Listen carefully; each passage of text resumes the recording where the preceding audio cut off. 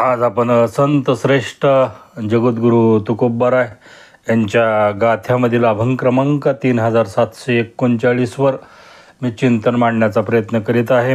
पाहतात वये कला दिसे कैसा से व्यापक, कैसा से व्यापक, ज्याचे त्याचे मिळणे मिळे, तरी खेळे बहुरूपी, तरी खेळे बहुरूपी, जाणीवेचे नेदी अंग, दिशे रंग निवडेना, दिशे रंग निवडेना.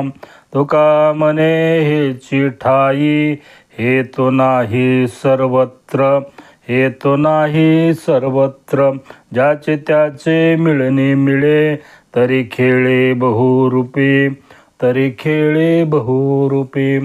प्रथम मी संत श्रेष्ठ जगद्गुरू तुकोबाराय यांच्या चरणी साष्टांग दंडवत घालतो. सर्व साधू संतांच्या चरणी साष्टांग दंडवत घालून, पांडुरंग परमात्मा यांच्या चरणी साष्टांग दंडवत घालून माझ्या या चिंतनाला सुरुवात करतो.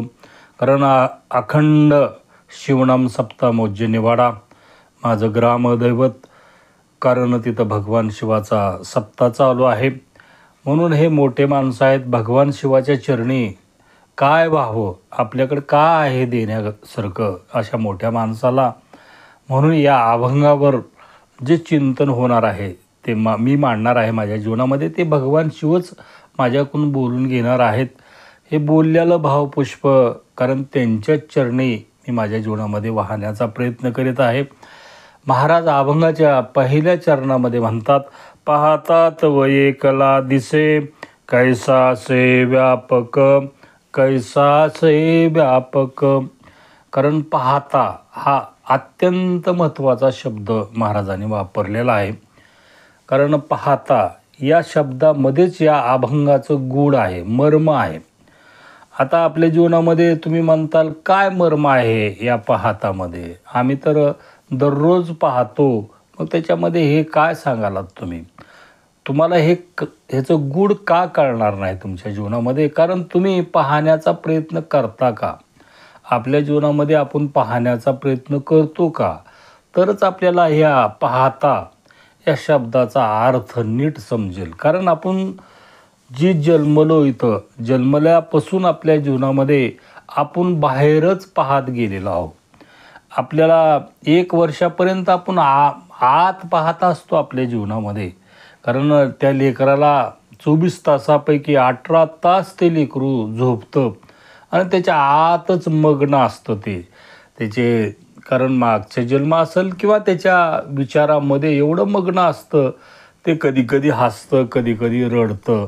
पण आपण त्याला जागं करतो, बाळ माझं जागं झालं, हे तुझे पप्पा आहेत, हे तुझे मम्मी आहेत, हे तुझे काका आहेत, हे तुझं म्हणजे हे सर्व. मग आपण त्याला, कारण नाते गोते बहीण ही सर्व जग त्याला दाखवायला चालू करतो. म्हणून त्याच्या सर्व इच्छा, कारण आपल्या बापापासून बापाने तेच केलं, मुलं तेच करणार आहेत, पुढे पिढ्यानपिढ्या हे आपण जे करीत आलेलो आहोत हे चुकीचं आहे. कारण पाहता हा जो शब्द आहे तो आपण जे आपल्या जीवनामध्ये पाहत राहिलो, जन्मभर आपण पाहतो, ते बाहेरच पाहतो. जर तुम्ही बाहेर पाहण्याची तुम्हाला सवय झाली असेल, बरं एका जन्मामध्ये नाही, ही जन्मोजन्मीची सवय आपल्या जीवनामध्ये हे बाहेर पाहण्याची झालेली आहे. ते लेकरू तुम्ही बघा देवाला मानित नाही, किंवा आपण त्याला बळच म्हणतो, ही देव आहेत ह्याच्या पाया पड, हे मोठे चुलते आहेत ह्यांच्या पाया पड, आजीच्या पाया पड, आजोबाच्या पाया पड. कारण त्याला माहीत असतं त्याच्या आतच देव आहे. त्या आत असणाऱ्या त्या देवाचं त्यानं नित्य दर्शन घेत असतो. त्याच्या आत्मसुखामध्ये लीन असतो तो मुलगा. पण त्याला आपण बळजुबरीनं त्याला म्हणजे विरोधी शिकवितो किंवा चुकीचं शिकवितो आपल्या जीवनामध्ये.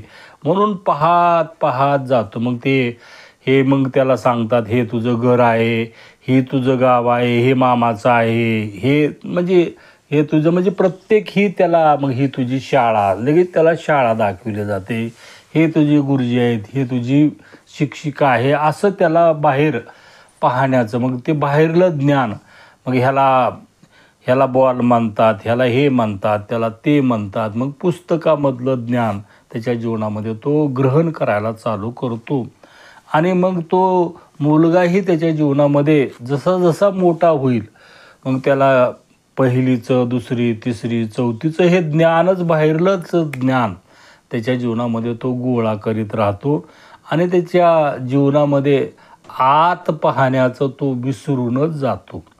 म्हणून प्रत्येक मनुष्य त्याच्या जीवनामध्ये स्वतःच्या आत पाहायला तयार नाही. आणि म्हणून महाराज सांगतात, पाहता तव एकलाची दिशे. मग एवढी सवय तुम्हाला दृढ झालेली असते, मग तुम्ही कितीही साधना करीत असताल परमार्थामध्ये. म्हणून म्हटलं की या जगामध्ये गावगाव सप्ते चालू आहेत. गावगाव, आता माझ्याच गावामधला शिवनाम सप्ताह चालू आहे. भगवान शिव रात्रंदिवस त्यांच्या आत पाहतात. हे सूत्रच तुमच्या जीवनामध्ये तुम्ही विसरून गेलेले आहात. तुम्ही बाहेर पाहण्याची सवय एवढी दृढ केलेली आहे तुमच्या जीवनामध्ये की मग तुम्हाला आत पाहणं हे तुमच्या जीवनामध्ये कधीच शक्य नाही. तुम्ही जे पाहता, देव पाहता, बाहेर पाहता, पंढरपुरामध्ये देव आहे, काशीमध्ये देव आहे, आपल्या सप्त्यामध्ये देव आहे, असं हे प्रत्येक मग प्रत्येक धर्माचा देव वेगळा, प्रत्येक पंथाचा देव वेगळा, प्रत्येक धर्माचं शास्त्र वेगळं. त्यांनी असा सगुण सांगितलेला आहे, कुणी निर्गुण सांगितलेला आहे. अनेक भक्तीचे प्रकार या जगामध्ये 300 प्रकार आहेत भक्तीचे. 9विधा भक्तीच नाही, 13विधा भक्तीच नाही, तर 300 प्रकारची भक्ती आहे तुमच्या जीवनामध्ये. मग ही भक्ती करीत असताना तुम्ही तुमच्या जीवनामध्ये पाहता कुठं? बाहेरच पाहता. त्या भगवंताला पंढरपुरामध्ये देव मिळेल, काशीमध्ये देव मिळेल, गयाला गेलं तर असं म्हणजे आपल्या जीवनामध्ये रात्रंदिवस भगवंताची. आता सप्ताह एवढाले मोठे मोठे सप्ते करताना मोठा महाराज तुमच्या जीवनामध्ये म्हणून बोलविता. मग तो मोठा महाराजानं हे बाहेरच पाहिलेलं असतं, कारण त्याला शिक्षणच तसं दिलेलं आहे. लहानपणापासून आत पाहण्याची कुणाला सवय नाही. म्हणून महाराज म्हणतात, पाहता तव एकलाची दिसे. कारण तुम्ही जर पाहत गेल्यानंतर तुम्हाला एकलाच तो तुमच्या आत असणारा तो भगवान, त्याला काय नाव द्यायचे द्या, शिव म्हणा, त्याला पांडुरंग म्हणा, अल्ला म्हणा, गॉड म्हणा, काय नाव, त्याला नावच नाही. तो तुम्हाला एकलाच दिसणार आहे तुमच्या जीवनामध्ये. बरं, पाहण्यासाठी काय काय आवश्यक आहे आपल्या जीवनामध्ये? कारण पाहण्यासाठी आपल्या जीवनामध्ये शरीर शुद्धी लागते. आता शरीर शुद्धी म्हणजे काय? आपल्याला जन्मल्यापासून जे शरीर मिळालेलं आहे, जसं कारण नित्य नियमानं व्यायाम करणे, कुठलं व्यसन नसणे किंवा लवकर सकाळी उठणे, ही शरीर शुद्धी आहे. भोजन काय करावं, आणि हे शरीर शुद्धी म्हणजे आपल्याला लागेल तेवढंच भोजन करावं, नित्य नियमानं व्यायाम करावं, ही शरीर शुद्धी झाली. पुन्हा भावशुद्धी आहे. भावाचं जगत वेगळंच आहे, पुन्हा विचाराचं जगत वेगळंच आहे. हे शुद्धी तुमच्या जीवनामध्ये करावे लागतील. त्यावेळेस तुम्ही पाहणार आहात. ही बाहेरल्या परती झाल्या तुमच्या जीवनामध्ये पाहण्याच्या. आता तुम्हाला आत पाहायचं आहे, तर आतही तुमच्या जीवनामध्ये शुद्धी करावं लागेल. तुम्हाला आत काय आहे? तुमचं मन आहे, तुमची बुद्धी आहे. आता हे मन बाह्य मन आहे, आंतरमन आहे. पुन्हा मग त्या मनामध्ये रात्रंदिवस विचार आहेत. आता हे विचार बंद झाल्याशिवाय किंवा विचार थांबल्याशिवाय तुम्ही पाहणार आहात का? कोणताच मनुष्य त्याच्या जीवनामध्ये पाहणार नाही. पाहण्यासाठी त्याला काय करावं लागेल? स्वतःमधले जे चाललेले विचार आहेत, मनामधले चाललेले विचार आहेत, बुद्धीमध्ये चाललेले विचार आहेत, तुम्ही रात्रंदिवस हे बाहेरून ज्ञान गोळा केलं. आता मी 2 प्रकारचं ज्ञान आहे, ते बाहेरून जे गोळा केलेलं ज्ञान असतं, त्या ज्ञानानं तुमच्या जीवनामध्ये मन आणि बुद्धी कारण भरते, रिकामं करीत नाही. आणि हृदयामध्येही विचाराचा एवढा गोंधळ असतो. ह्या महाराजानं असं कीर्तन केलं, चुकीचं केलं, ह्या अभंगाचा अर्थ असा नाही, असाच अर्थ व्हायला पाहिजे. माऊलींनी हे सांगितलेलं आहे, त्या महाराजानं ते सांगितलेलं आहे. म्हणजे आपल्या जीवनामध्ये तर्क आणि वितर्क हेच आपण आपल्या जीवनामध्ये एकूण एकाला नावं ठेवीत बसतो. पण आत पाहण्याचा परमार्थामध्येही आमच्या जीवनामध्ये माफी मागून बोलतो, पण आत पाहण्याचा कोणीच प्रयत्न करायला तयार नाही. म्हणून तुम्ही जे बाहेरून गोळा केलेलं ज्ञान आहे ते तुमच्या जीवनामध्ये मन आणि बुद्धी हे रिकामं करीत नाही. जे ज्ञान आहे ते शिकल्यासारखं न शिकल्यासारखंच आहे. आतून प्रगट होणारं ज्ञान शिकून न शिकल्यासारखं आहे. ते तुमच्या जीवनामध्ये हृदय, कारण शून्यतेचं मंदिर बनवितं आणि मन आणि बुद्धी रिक्त करतं. त्या ज्ञानाने तुमच्या जीवनामध्ये आत पाहता येतं. कारण तुमचं मन शून्य झालेलं आहे, बुद्धीमध्ये कसलाच विचार नाही, हृदय शून्यतेचं मंदिर बनलेलं आहे.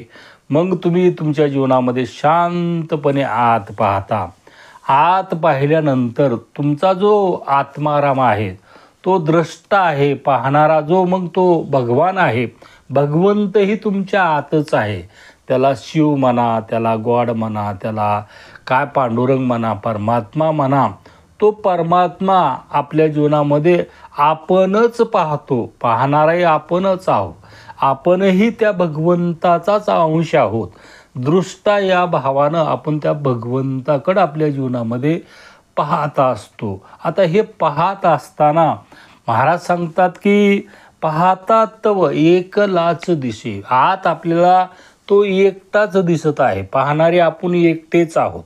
आता बाहेर पाहायचं म्हणलं तर तो विश्वव्यापक आहे. कैसा असे व्यापक, तो विश्वाला त्यानं व्यापून टाकलेला आहे. मग विश्वाला व्यापक असणारा जो भगवंत आहे, जसं तुमच्या जीवनामध्ये आत पाहिल्यानंतर आतही तो तुमच्या जीवनामध्ये दिसतो. म्हणजे आजची परदी, जसं घरामध्ये आपण जे घर बांधतो, 4 खोल्याचं घर बांधलं उदाहरणादाखल. आता घरामध्ये प्रत्येक परदीमध्ये आकाश आहे. आकाश कसं आहे, बाहेर जर पाहिलं तर विश्वव्यापक आकाश आहे. आणि ही घर जर पाडलं तर तुम्हाला तुमच्या जीवनामध्ये आकाश अखंडच आहे. म्हणून आपला हा जो देह आहे, देहाच्या आत पाहिल्यामुळं आपल्याला तेवढाच आकारापुरता तो भगवंत आपल्या जीवनामध्ये दिसतो.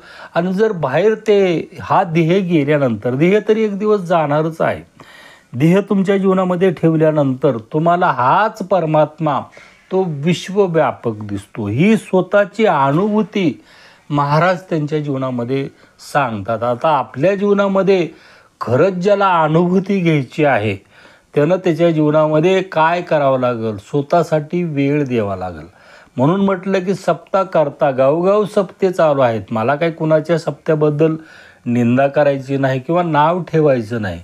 तिथं सप्ताह करता तरी त्या सप्त्याला सुद्धा तुम्ही 2 तास बसायला तयार नाही. जरी बसलं तरी तुम्ही विचारशून्यता आहे का, मन एकाग्र केलेलं आहे का.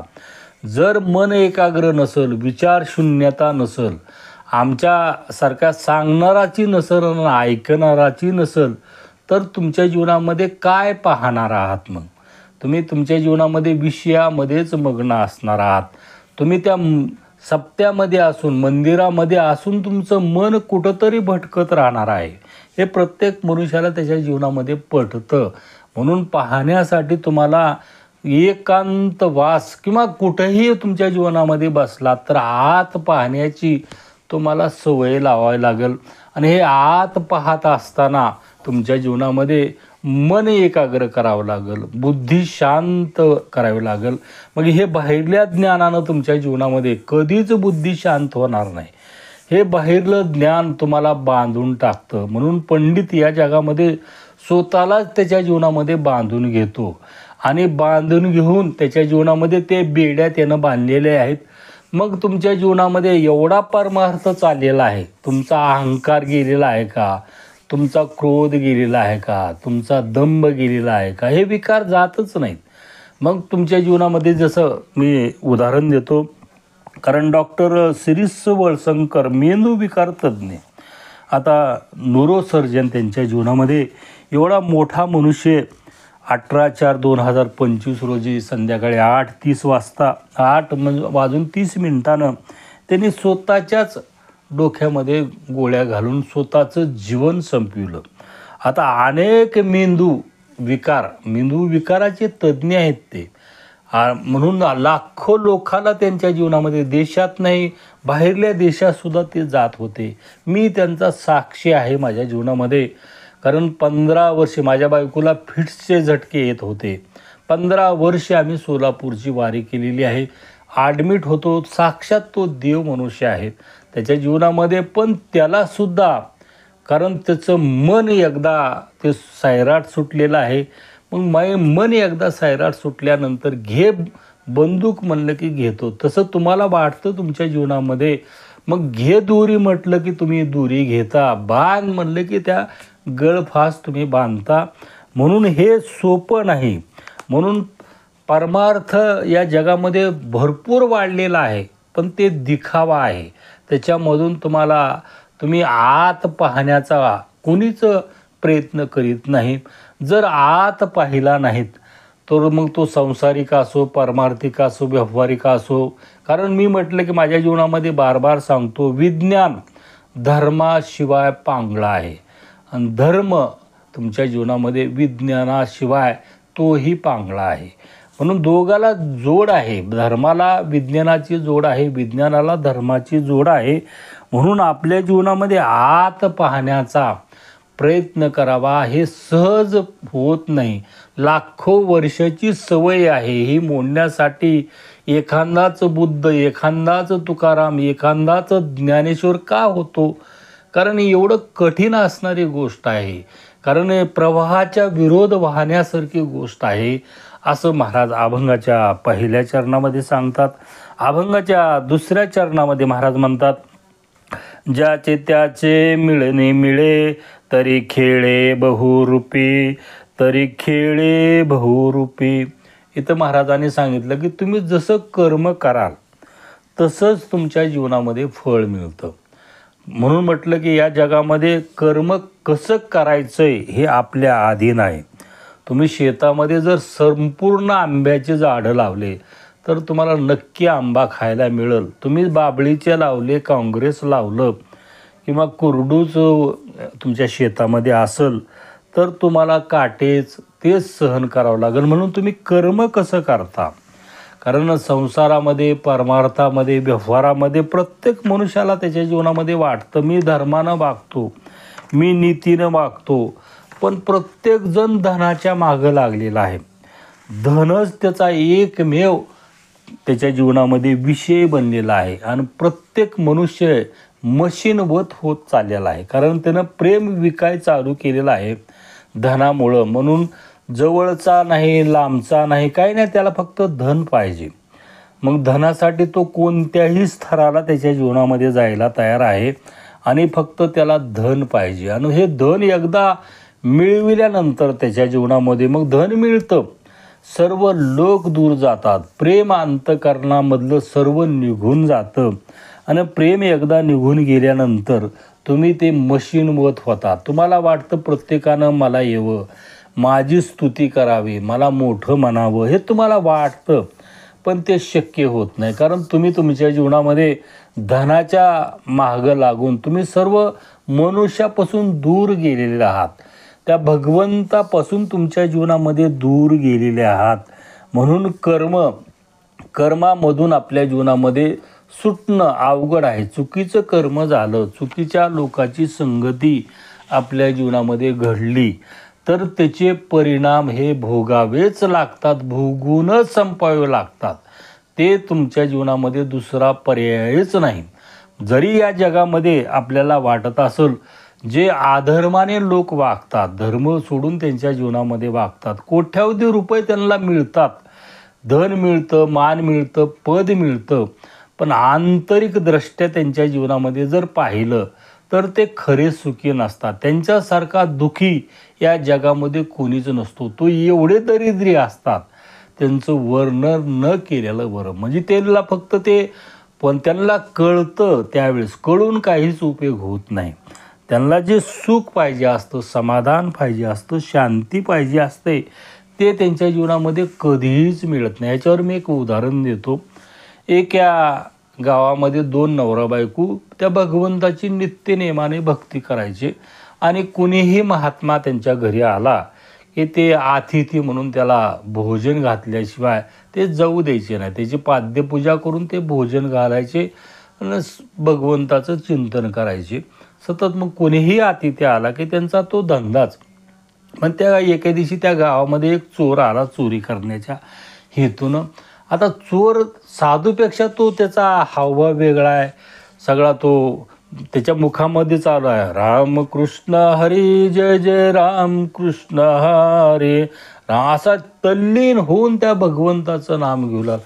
ओम नमः शिवाय ओम नमः शिवाय असं अनेक प्रकारचं भगवंताचं नाव घेऊ लागला आहे. दाढे आहेत, हे आहेत, कोणी दिलं तर घ्यायला तयार नाही. मला काय करायचं, मी साधू आहे, मला काय लागतं, कुठंतरी एक टायमाला जेव्हा मिळालं बस झालं. संध्याकाळीची चिंता त्या भगवंताला. असं बोलल्यानंतर तर लोक अधिक बोलले. बाया तर काय विचारता सो नाही, लय मोठा साधू आहे म्हणले. गाव लोकांना 2 रुपये दिले नाही ना. धनापासून आम्ही हजारो कोस दूर गेलेले आहोत. माते आम्हाला धन नको आहे. त्याचं ढोंगी पण आता कुणाला कळायला तयार नाही. मग तो लोकांनी जसं जसं म्हणेल तसं तसं मग म्हणला माते. तर सगळं गाव फिरला आणि गावामधून म्हणला कोरकोर भाकर कुणी वाडा, भाजी वाडा आणि दुपारच्या टायमाला जेवण करायचं. काय मी साधू मनुष्य आहे म्हणला, कुठंतरी झाडाखाली झोपायचं, काय घर का दार, आम्हाला काय करायचं घरदार. विश्वचे माझे घर आईसी मती जयाची स्थिर किंबहुना चराचर आपणची झाला. या भावाने त्याच्या जीवनामध्ये तो बोलत आहे. लोक अधिक बोलले जातात या जगामध्ये. ह्या कलियुगामध्ये लोकाला तुम्हाला फसविलं कसं जातं याच्याबद्दल मी सांगायला हवं. उदाहरण देण्याचं कारणच एवढं आहे. मग लोकांनी मग ते नवरा बायको सात्विक त्यांच्या जीवनामध्ये आले. महाराज आमच्या घराला पाय तुमचे लागावे, आमच्या घरी जेवण करावं. माते काय करायचे, गावामध्ये शिदुरी मिळालेली आहे, ही शिदुरी खातो आणि माझ्या जीवनामध्ये तृप्त होतो. असं म्हणल्यानंतर तर लोक एवढं भावूक झालं. म्हणले नाही नाही, म्हणले हे महात्मे एवढे आहेत, कुणी साधू आला तरी ह्यांच्याच घरी भोजन करीत असतो. वा वा वा, एवढं महान संताचं दर्शन झालं म्हणून त्या नवरा बायकोच्या पाया पडला, सोंग करायलेला आहे. माते तुझ्या घरी येतो, नक्की येतो, तुझ्या घरचं मला संताच्या घरचं दर्शन व्हायला पाहिजे असं म्हटला. आणि तुझ्या घरी ही गावात दिलेली शिदुरी माझ्या जीवनामध्ये खातो असं तो म्हणतो आणि गेलेला आहे. गेल्यानंतर आता भगवंताला हे गोष्ट खपायला तयार नाही. भगवंताने एक सापाला सांगितलं की जा आणि ते चोराचा जरा बदला घे म्हणले. आता तो साप आधीच घरी जाऊन बसलेला आहे. ह्या 2 नवरा बायकोच्या घरी ते महात्म्याच्या घरी आलेला आहे हा चोर. त्याने लगे पाद्यपूजा करून ताटामध्ये तर महाराज हे गावामधली शिदुरी मग माडवा माते म्हणले वाढलेला आहे ताटामध्ये. आणि दर्शन घेऊन घ्या महाराज म्हणल्यानंतर खालून भगवंतानं पाठविलेला असेल नाग त्यानं त्याच्या पिंडरी धरली काळ दिशा. आता पिंडरी धरल्या पाहायला तर हे भला मोठा साप होता. मारा मारा मारा ह्याच्या मादामुळे. आता ही चोरच होता, ह्याच्या चांगले वाक्य थोडेच येणार आहेत, सोंग केलेलं होतं. मग मारा म्हटल्यानंतर ती जी पत्नी होते त्या, कारण त्या मनुष्याची, त्याच्या जीवनामध्ये तिने म्हणली साधूला तो साप चावलेला आहे त्याला मारून टाका. आता त्यानंही कसला विचार न करता तिथंच काठी पडलेली होती, ठिसून त्या सापाला मारलेला आहे. आता त्या सापानं भगवंताला विनंती केली की तुमच्या कारण भक्ताचं मी माझ्या जीवनामध्ये रक्षण केलं, माझा प्राण गेला तरी तुमच्या भक्तासाठी माझा प्राण गेला हे भगवंता, म्हणून त्या सापानं प्राण सोडलेले आहेत. आता हे सापानं प्राण सोडले पण गाव साधू आहे म्हणले, महान साधू आहे. मग ते साधू त्याच्या जीवनामध्ये मग गावातल्या लोकांनी सगळे लोक गोळा झाले. मग ती मिरवणूक काढलेली आहे, मोठी त्याची समाधी बांधलेली आहे. असे लोक त्या समाधीच्या पूजा करायला आहेत. आता हे भगवंताला खपणारी गोष्ट आहे का? म्हणून माऊली म्हणतात वैर जन्मांतरीचे सर्पा म्हणून नवचे ते बी अतिता जन्माचे गुणे जो आहे. कारण सर्प त्याच्या जीवनामध्ये आपण एखाद्याला त्रास देतो, एखाद्याचं धन लुबाडतो, एखाद्यावर अत्याचार करतो, तो मनुष्य त्याच्या जीवनामध्ये बदला घेतल्याशिवाय राहतच नाही. किती बदला घेतो. माऊली सांगतात वैर जन्मांतरीचे सर्पा मनोनी न वचे. कारण कितीही वेळेस त्यानं बदला घेतला तरी त्याच्या मनामध्ये बदला पूर्ण झाला असं त्याचं मन तृप्त होतच नाही. म्हणून आपल्या जीवनामध्ये चांगलं कर्म करावं. आता उर्वरित 2 चरणावर चिंतन झालेलं आहे. भाग 2मध्ये उर्वरित 2 चरणावर मी माझ्या जीवनामध्ये चिंतन मांडण्याचा प्रयत्न करतो. झालेलं चिंतन भगवान शिवाच्या चरणी हे शब्दरूपी भावपुष्प अर्पण करून माझ्या अल्पशा शिवेला पूर्णविराम. तुकाराम तुकाराम तुकाराम. बोला पुंडलिक गुरुदेव हरी विठ्ठल श्री ज्ञानदेव तुकाराम.